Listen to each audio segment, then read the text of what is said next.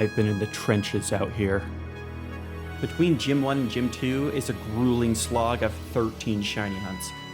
And just so you can better understand how obnoxiously long this part of the challenge is, the second longest stretch of hunts is 5. Yeah, 5. This section is almost 3 times that. So buckle up, idiots. This one's gonna hurt.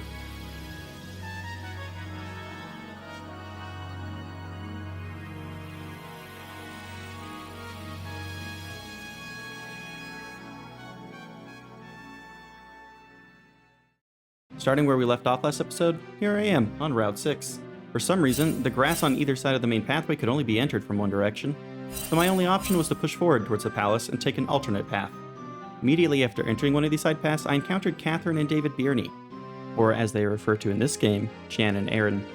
This was a double battle where the couple each had a furfrou, and this is where I completely failed a knowledge check. Furfrou apparently have this ability called Fur Coat. What does this ability do, you might be asking? Well, it reduces the damage taken from physical attacks by 50%. So as my poor Seinfeld and Eggboy were slapping these stupid dogs with attacks that hit about as hard as a pool noodle, the Furfrou were patiently waiting for their turns to attack. And then the slaughter began.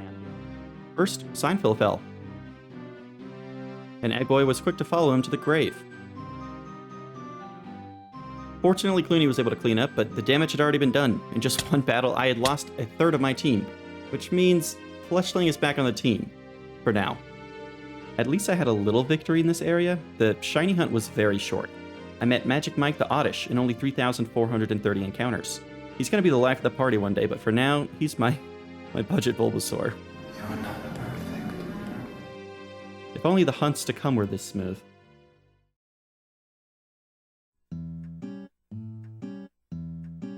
Parfum Palace is the furthest I've ever gotten in a playthrough of this game. The bozo who owned the palace was charging money for people to be able to enter and explore the area. Or maybe that was just the unofficial side hustle of the attendant out front.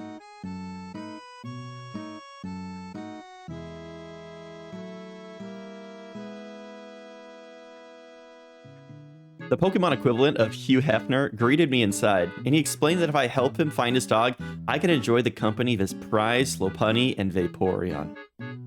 I saw other desperate adventurers looking to claim this prize, but I'm the main character of this story. She will be mine. I checked the backyard, and I saw his dog hiding in one of the mazes.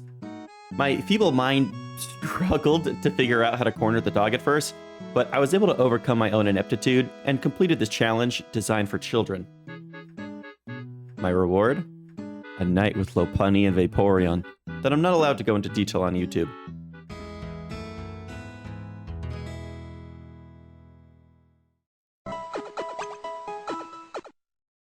Waking up the following morning, the owner of the mansion also rewarded me with a flute that would let me wake up Lizzo, who was blocking Route 7. And from here on out, I'm in uncharted territory. While there is a hunt here at the palace, the only encounter zone is the water. I'll need a fishing rod or surf before I can start looking for anything in this zone. I don't know why the Nuzlocke tracker I'm using says this is the next hunt for me, but whatever. We'll come back the moment we have the tools we need.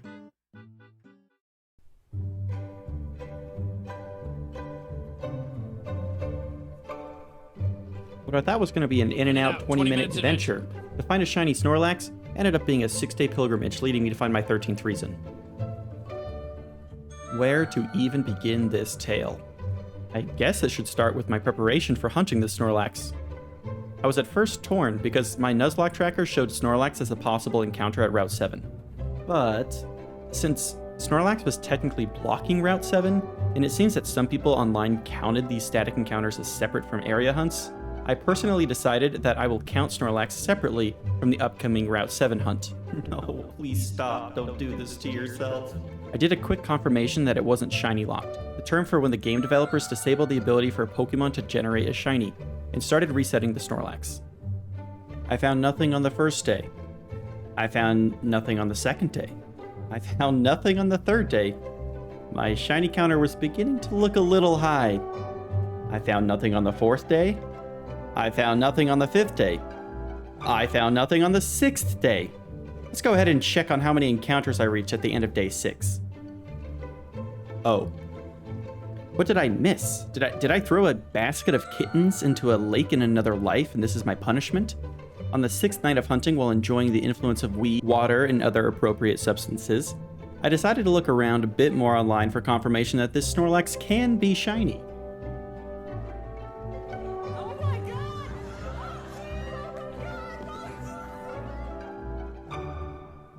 Even though the website Cerebi does not include Snorlax as a Shinylocke Pokemon, it is. A YouTube video I watched of someone encountering it. If I had just read the full title and read the comments, I would have seen that the person removed the Shinylocke just to be able to hunt it for fun.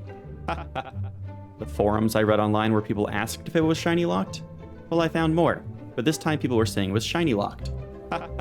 And then I had to pay over $2,000 to replace the rotors and brakes on my car. I just lost 6 days of my life, and $2,000, looking for something that doesn't exist.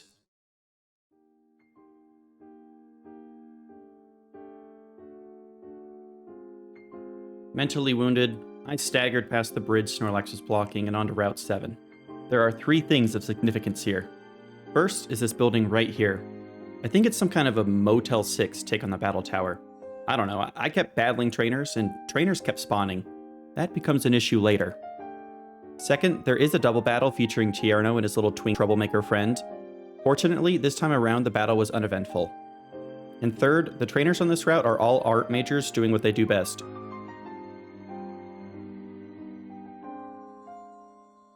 Wow, it's been a week and I've only moved down the road in my game. Well, I'm sure that since I wasted so much time on Snorlax, 12,264 encounters, that my next hunt will find success in a very short amount of time.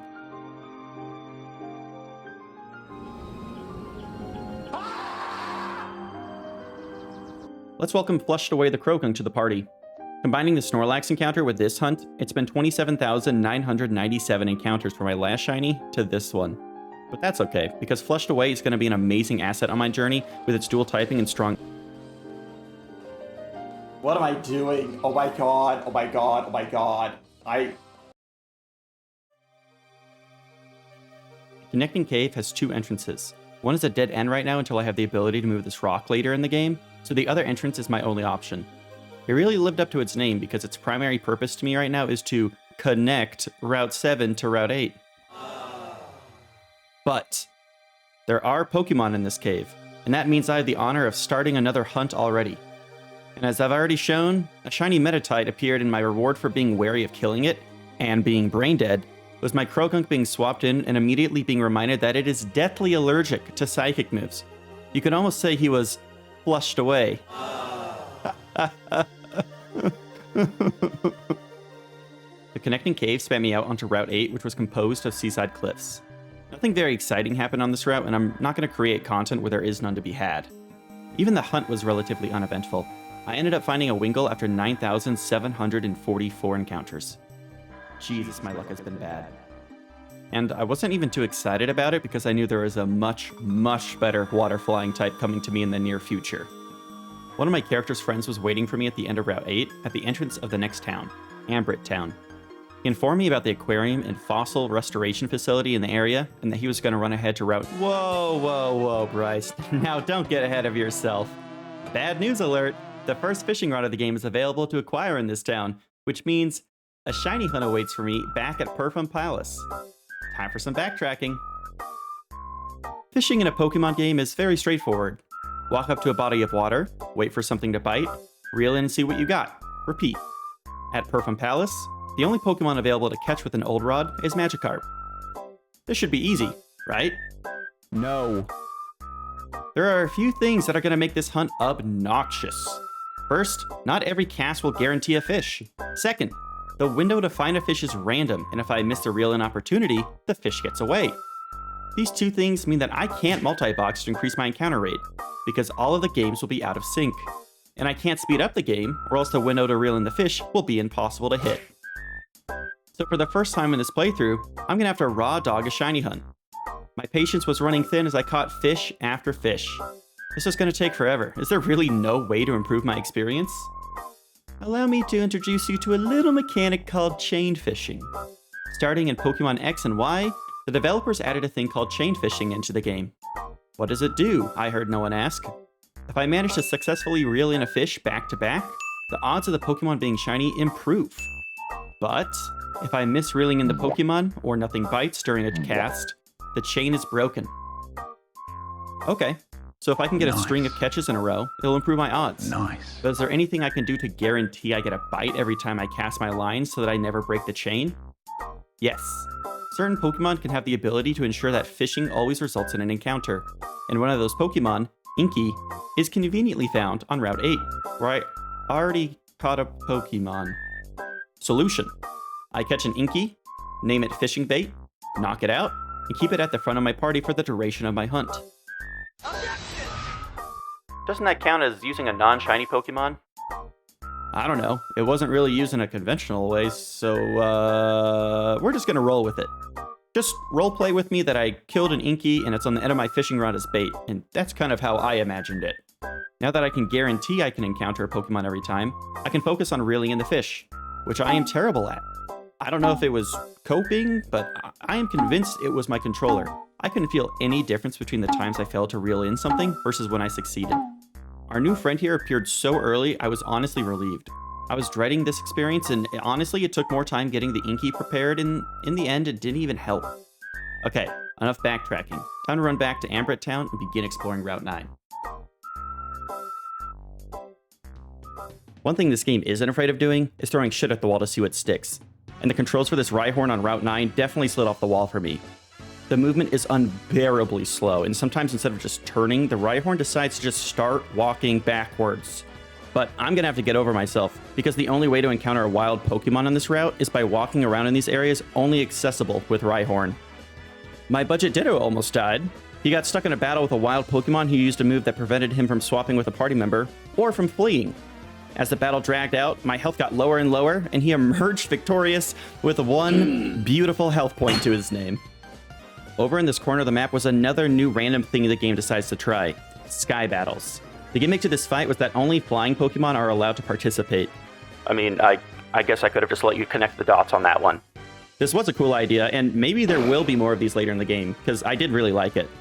Also, does this guy sleep up here? Does he come and stand on this perch day in and day out, hoping someone will accept this challenge? I need more lore on this Sky Battle person. On this route are only 3 species of Pokemon. Annoyingly, Hippopotas has a distinct color variance between male and female. I thought it was going to make me focus extra hard on this hunt because of these extra color options, but I realized that the shiny colors for both the male and female were just washed out.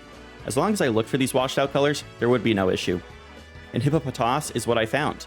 My new friend, Toothpaste, only took 4,832 encounters to find, only a bit over odds. Honestly, after the rotten luck I had on previous routes, I am numb to these longer hunts, and my new mental approach has helped with this. It is what it is. It is what it is. I found Toothpaste outside the Glittering Cave, the next area of my journey, so after catching him, I proceeded inside.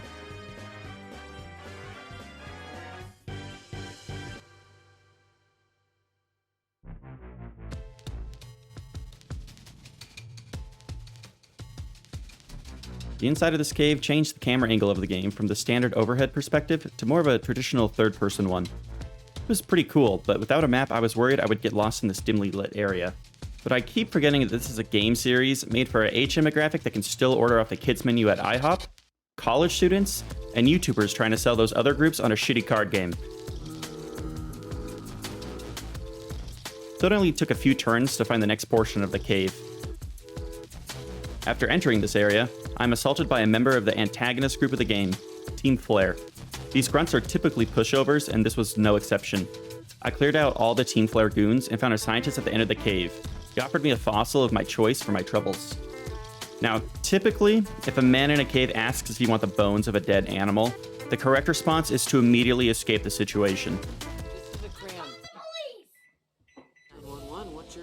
But I'm here to make content, so I closed my eyes, picked a fossil at random, and started to leave the cave. The breakable rocks in here had a chance to drop the amber fossil, so I farmed until I had 4 of them. These are a mystery mouse tool for later. At the start of my next stream, I promised my loyal viewers that I would play 5 Nights at Freddy's. And unfortunately, I have consumed such an autistic amount of FNAF content that I was able to one-shot Nights 1 through 5 still after all of these years. Inside the hallway portion of the cave are dark shadows that start a fight with a random wild Pokemon. I parked my character outside one of these shadows, and I hunted until I found a shiny Machop. This is an absolute L for me, because without being able to trade it, this Machop will never reach its final evolution. Now, it's rewind time. Let's go back to Ambert Town for a hunt I've been looking forward to.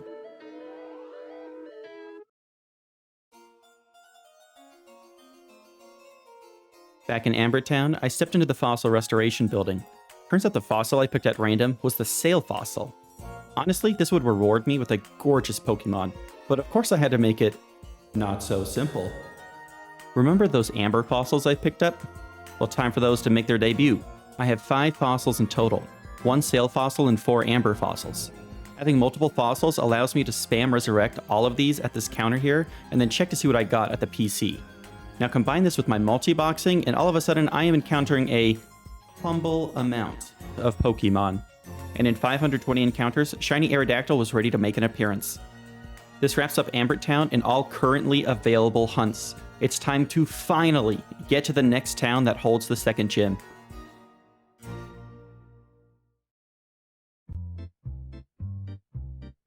It took 55 hours to get to Silage City, home of the second gym, and it was a sight for sore eyes. Scanning for Mexicans. At the top of the city on the bike path, I ran into Grant, the leader of the second gym.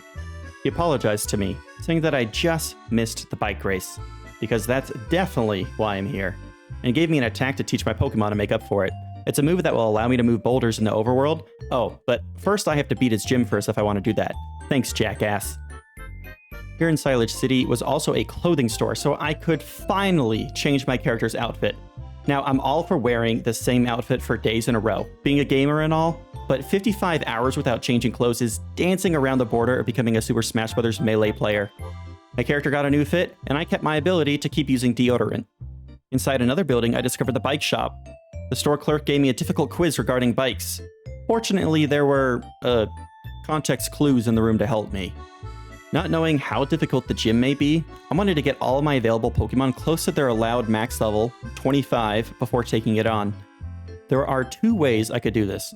Cheat in infinite rare candies to save myself some time. Why am I even concerned about saving time? Or spamming wild Pokemon fights and earning the experience manually. I found a poll on Reddit where someone was feeling out the community opinion on the morality of using rare candies to level in a Nuzlocke, and there were definitely a few opinions. But the first comment was a good reminder about how gaming actually works. It really doesn't matter. Play how you want to play. So I came up with a third option, a method somewhere in the middle. I grinded out my Pokemon's experience with wild Pokemon battles, but I played the game sped up. That way, there was still something on my screen that was way more riveting than spamming rare candies. I even had a few close calls, so it was definitely more engaging while still not being very time-consuming. Finally, it is time to take on the second gym. And this gym was awesome to look at and navigate. Please like and subscribe. It was structured like a rock climbing facility that had me scaling it to find trainers to fight. Awaiting me at the top was Grant, with his team being the 2 fossil Pokemon introduced in this game. Toothpaste was thrown out first, and immediately died. Amora has an ability that converts its normal type moves into ice type and gives it an attack damage boost. Man, if only I had learned about this days earlier when deciding on which fossil to pick. Whoa, did you know they had this move? This Pokemon's normal type moves become ice type. My Machop, now named She-Hulk, almost met the same fate, but he thugged it out and returned the favor with a solid kick, animated as a punch. 1 enemy remains. Tyrunt was Grant's ace Pokemon, and it started pummeling my Great Fairy. I needed to swap it out almost immediately, but not before first getting off a wish. Magic Mike got to swap in for free, receiving the healing from the wish. With 2 Mega Drains, he was able to finish off the Tyrunt. With 1 casualty, Grant was defeated, and I earned the second gym badge.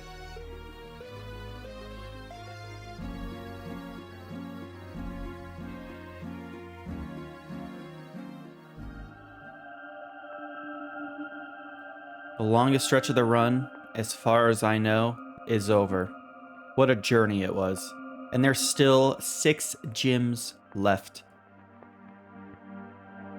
I departed Silage Town with 1 new gym badge, but many lost friends. Before ending my stream, I journeyed to Route 10, the next area of my journey. I cleared out all of the trainers and gathered all of the items on the route. And you'll never guess what I have to do next. Start another shiny.